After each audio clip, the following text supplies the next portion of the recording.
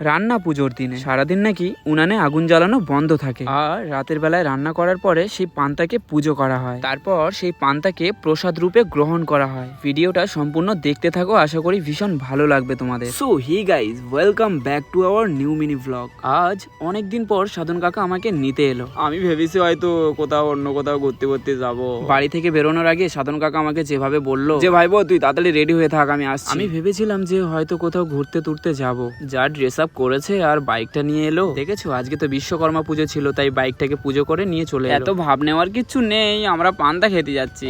আর আমার সাধন কাকাকে দেখো আজকে কিন্তু হেভি লাগছে। আরে সিরিয়াসলি দেখো, আমার সাধন কাকাকে কিন্তু আজকে হেভি হ্যান্ডসাম লাগছে। টোটালি এটা সান্ত্বনা দেওয়ার জন্য বলিস, এত খুশি হওয়ার কিছু নেই। তো তারপর আমরা পৌঁছে গেলাম সাধন কাকাদের বাড়িতে। এটা হচ্ছে আমার গিন্নি, এটা সাধন কাকার মা। ওই আমাদের ডার্লিং টার্লিং হবে আর কি। তো তারপর সাধন কাকা যুদ্ধের জন্য প্রস্তুতি নিচ্ছে। সব পান্তা খালেগা ঝুঁকেগা নেই স্যার।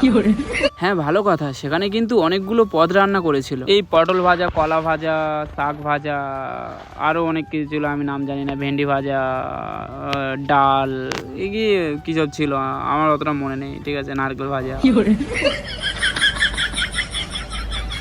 আচ্ছা, লাস্ট আমি তোমাদেরকে একটা কথা শোনাতে চাই। আচ্ছা, যদি আমরা একটা কুকুরকে 500 টাকা দিই আর সাথে 5 টাকার একটা বিস্কুট প্যাকেট দিই, তাহলে কুকুরটা কিন্তু সেই 5 টাকার বিস্কুট প্যাকেটটাই নিতে চাইবে। কেন বলো তো? কারণ সে তো জানে না যে 500 টাকা থেকে আমি আরো অনেক কিছু খেতে পারবো। সে যদি বুঝতে পারতো যে 500 টাকায় আমি 5 দিন বিরিয়ানি খেতে পারবো, তাহলে কিন্তু সে অবশ্যই 500 টাকাটাই নিত। পৃথিবীর শ্রেষ্ঠতম জন্ম হলো মানব জন্ম। 84 লাখ জন্মের পরে মানুষের যে জন্মটি হয় সেটা হচ্ছে মানব জন্ম। বিশ্বাস আমাদেরকে তখনই করতে হবে যখন আমরা চোখে দেখব। কানে শোনাকে আমরা কখনোই বিশ্বাস করব না।